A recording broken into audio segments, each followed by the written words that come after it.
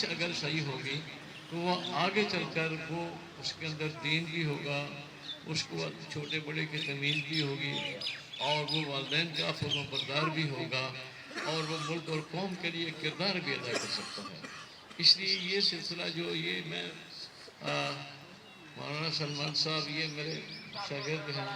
اور مولانا اقبال صاحب میرے دوست ہیں، میں ان کو مبارکباد دیتا ہوں، بچوں کو دیکھ کر خوش ہوں، اور دعا کرتے ہیں کہ اللہ تعالیٰ ان بچوں کو صحیح جو ہے نا قرآن سننے، قرآن پر عمل کرنے اور صحیح قرآن پڑھنے کی توفیق عطا فرمائے۔ ہمارے بزرگوں میں ایک بہت بڑے بزرگ مفتی اعظم پاکستان حضرت مولانا مفتی شفیع صاحب رحمۃ اللہ علیہ، حضرت مولانا جو اس میں شیخ الاسلام حضرت مولانا تقی صاحب ہیں، ان کے والد ہیں۔ یہ وہ بزرگ ہیں کہ انہوں نے دارالعلوم دیوبند میں پاکستان کے لیے فتویٰ دیا تھا کہ پاکستان کے لیے تہجد کرنی ضروری ہے، فرض ہے۔ تو اس وقت کے حالات پاکستان میں بھی 47 سے پہلے کی بات ہے، انہوں نے فتویٰ دیا تھا۔ تو یہ بہت بڑے بزرگ ہیں، دارالعلوم دیوبند میں مفتی تھے، پھر ابھی لاہور میں آ کر دارالعلوم کراچی انہوں نے بنایا بہت بڑا۔ تو وہ فرماتے ہیں، ہمارے قرآن میں لکھتے ہیں کہ نادرہ قرآن کریم جو ہے نا صحیح پڑھنا فرض ہے۔ اگر صحیح قرآن کریم صحیح نہیں پڑھیں گے تو نماز بند ہو جائے گی، اور تو اس لیے وہ فرماتے ہیں کہ نادرہ قرآن کریم پڑھنا ہر مرد عورت کو یہ فرض ہے۔ اگر کوئی آدمی نادرہ قرآن کریم صحیح نہیں پڑھتا تو پھر وہ گنہگار ہوگا۔ اور ایک تو یہ چھوٹے بچوں کو پڑھانے کا مسئلہ ہے، اور دوسرا یہ کہ بڑے لوگ ان کے لیے بھی نادرہ قرآن کریم پڑھنا فرض ہے۔ ہم یہ سمجھتے ہیں کہ شاید یہ پڑھنے کا دور صرف طالب علموں کے لیے، چھوٹے بچوں کے لیے ہے، نہیں بلکہ حدیث آپ نے سنی ہوئی ہے، اطلب العلم من المہد الی اللحد، ایمان اسلام جو ہے علم حاصل کرو ماں کی گود سے لے کر قبر کے کنارے تک حاصل کرو۔ اور یہ صحابہ اکرام کی سنت ہے۔ صحابہ اکرام نے جب اسلام قبول کیا تھا، کوئی 40 سال کا تھا، کوئی 50 سال کا تھا، کوئی 30 سال کا تھا، کوئی 20 سال کا تھا، ابتدا صحابہ نے جو اسلام قبول کیا تھا۔ تو آخری وقت تک وہ صحابہ اکرام پڑھتے رہے، اور یہ سلسلہ جو ہے نا یہ حضور صلی اللہ علیہ وسلم کی سنت ہے، اور کہ چھوٹے بچے بھی وہاں پڑھتے تھے، بڑے بھی پڑھتے تھے، بلکہ مسجد نبی میں، مسجد نبی کی آپ ذرا جو گئے ہیں وہاں ایک جگہ ہے، وہاں اصحاب صفہ کا ایک چبوترا سا تھوڑا سا اتنا سا بڑا ہے، وہاں جو جاتے ہیں وہاں جا کر بیٹھ کر قرآن کریم کی کوشش کرتے رہتے ہیں کہ چلو جتنا ہو سکے تو یہاں بیٹھ کر میں قرآن کریم کی کچھ پارے پڑھ لوں یہاں۔ تو وہاں صحابہ کرام پڑھتے تھے، کوئی 40، کبھی 40، کبھی 50، کبھی 80، کبھی زیادہ، کبھی کم، اس طرح، اور رسول اللہ صلی اللہ علیہ وسلم پڑھاتے تھے۔ تو اس کے بعد پھر اب تک جو سلسلہ چلا آ رہا ہے، تو یہ ساری مسجد نبی کی شاخیں ہیں، اور مسجد نبی والا جو عمل ہے یہ وہی عمل ہے۔ تو رسول اللہ صلی اللہ علیہ وسلم کی سنت تھی، رسول اللہ صلی اللہ علیہ وسلم نے امت کو پڑھایا، صحابہ کو پڑھایا، اس کے بعد پھر یہ سلسلہ ایسے چل رہا ہے، اور انشاءاللہ قیامت تک چلتا رہے گا۔ تو میں یہ عرض کر رہا ہوں کہ اگر بڑے حضرات ان کی عمر زیادہ ہو گئی ہے، وہ قرآن کریم صحیح نہیں کر سکے، تو وہ بھی اپنے بارے میں سوچے کہ میں طالب علم ہوں، حدیث کی روح سے میں ابھی طالب علم بن سکتا ہوں۔ اب اس میں تھوڑا سا نفس جو ہے نا وہ بگاڑ کرتا ہے، نفس بگڑا ہوا ہو نا یہ قابو میں نہیں آتا۔ قرآن میں آتا ہے وَمَنْ أَضَلُّ مِمَّنِ اتَّبَعَ هَوَاهُ بِغَيْرِ ہدی مِنَ اللَّهِ، کہ جو نفس کے تابع ہو گیا نا وہ سب سے بڑا گمراہ ہوتا ہے۔ تو نفس جو ہے نا یہ بگڑا ہوا ہے، یہ قابو میں نہیں آتا، وہ کہتا ہے جی میں پڑھوں گا، لوگ کوئی کہے گا یہ کیا ہے، اتنی عمر ہو گئی ہے، اتنی بڑی داڑھی ہے اور سفید داڑھی ہے، یہ اتنی عمر کا ہو گیا یہ پڑھ رہا ہے، یہ نفس گڑبڑ کرتا ہے۔ تو اس نفس کے خلاف بھی کرنا چاہیے۔ اگر قرآن صحیح نہیں ہے، اگر نماز صحیح نہیں ہے، اور قرآن تلفظ صحیح نہیں ہے، تو پھر کوشش کرنی چاہیے کہ قرآن کریم کسی استاد کے ساتھ، کسی حافظ کے ساتھ، کسی قاری کے ساتھ، کہ میں 5-10 منٹ آپ سے پڑھنا چاہتا ہوں۔ اور اس کے لیے چلو بچوں کے لیے تو یہ ہوتا ہے، والدین کی خواہش بھی ہوتی ہے کہ میرا بچہ 3 سال میں، 4 سال میں، 5 سال میں حافظ بن جائے۔ تو ہمارا تو وہ سلسلہ نہیں ہے، جتنا ہو سکتا ہے چلو آج ایک آیات یاد کر لی، کل دوسری آیت یاد کر لی، ایک آیات یاد کرتے رہیں گے، انشاءاللہ کرتے کرتے جو ہے نا 2-3 سال میں جو ہے نا وہ آدمی قرآن کریم نظرہ صحیح کر لیتا ہے۔ اگر خدا نخواستہ نہیں ہو سکا تو کرتے کرتے مر گیا، حدیث میں آتا ہے کہ یہ پھر یہ کیونکہ طالب علم ہو گیا ہے، اب اس کو وہ سارے فضائل مل رہے ہیں جو طالب علموں کے لیے۔ کیا ہم سمجھتے ہیں کہ چھوٹے بچوں میں اور مدرسے میں پڑھنے والے طالب علم ہیں انہیں کے لیے فضائل ہے کہ وہ جہاں سے گزرتے ہیں تو فرشتے ان کے پاؤں کے نیچے پر بچھاتے ہیں، اور دریا کی مچھلیاں ان کے لیے دعائیں کرتی ہیں، زمین کے یہ کیڑے مکوڑے ان کے لیے دعائیں کرتے ہیں۔ ہم سب سے وہی طالب علم نہیں، یہ جو بھی طالب علم جو بھی اسلام سیکھنے کے لیے وہ تھوڑا سیکھے زیادہ سیکھے لیکن طالب علموں میں شامل ہو جاتا ہے، کمزور صحیح لیکن وہ شامل ہو جاتا ہے۔ جیسے نمازیوں میں کوئی نیک ہوتا ہے، کوئی عالم ہوتا ہے، کوئی جاہل ہوتا ہے، کوئی کمزور ہوتا ہے، لیکن وہ نمازی سارے شمار ہوتے ہیں۔ اسی طرح اس تعلیم کے سیکھنے کے سلسلے میں جو بھی آئے گا، بڑا ہو چھوٹا ہو، وہ طالب علم بن جائے گا۔ تو یہ تو حضور نے فرمایا کہ ماں کی گود سے لے کر قبر کے کنارے تک طالب علم ہے۔ تو اگر بڑا آدمی، بڑی عمر والا آدمی، 50 سال کا آدمی، 60 سال کا آدمی شروع کر دے، تو شروع کرتے کرتے اس کو موت آ جائے، تو حدیث میں آتا ہے کہ جو پڑھتے پڑھتے مر جائے تو قیامت کے دن علماء میں اس کا شمار ہوگا،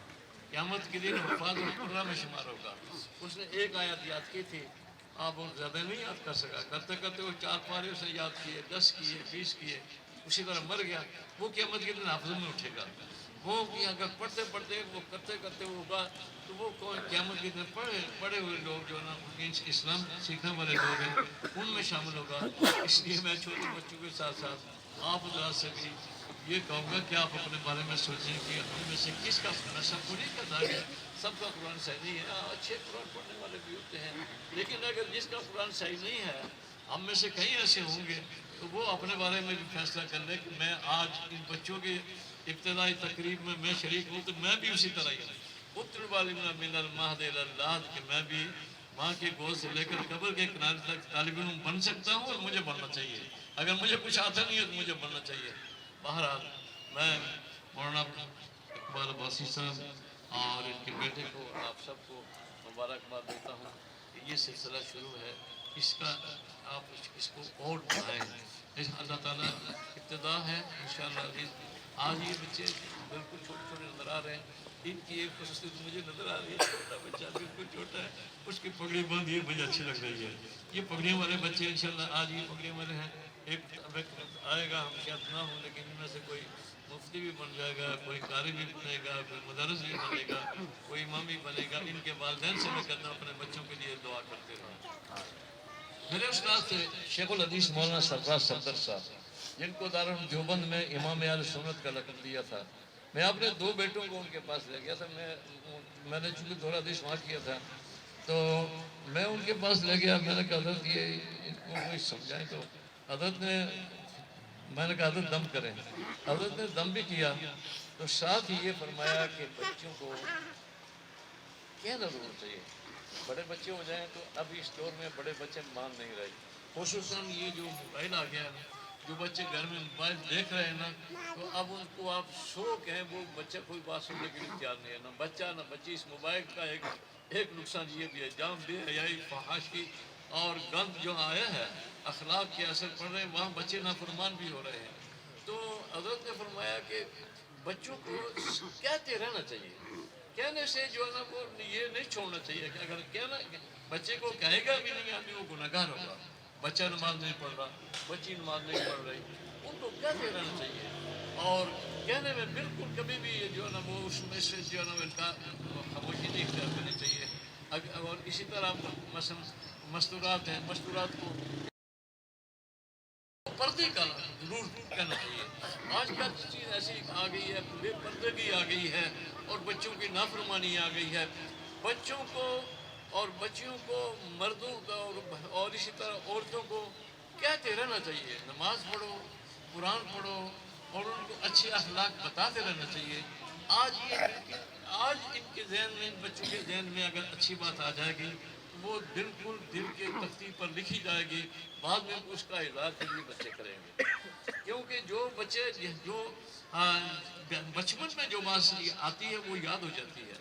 ایک بزرگ کا واقعہ میں دیکھ رہا تھا کہ وہ چھوٹا بچہ تھا، تو اس کو والدہ نے استادوں کے پاس بھیجا، تو اس بچے نے قاعدہ پڑھا، پہلے قاعدہ پڑھنے کے بعد، اور اس کے بعد استاد کے پاس، چھوٹا بچہ تھا، استاد کے پاس لے گئے، تو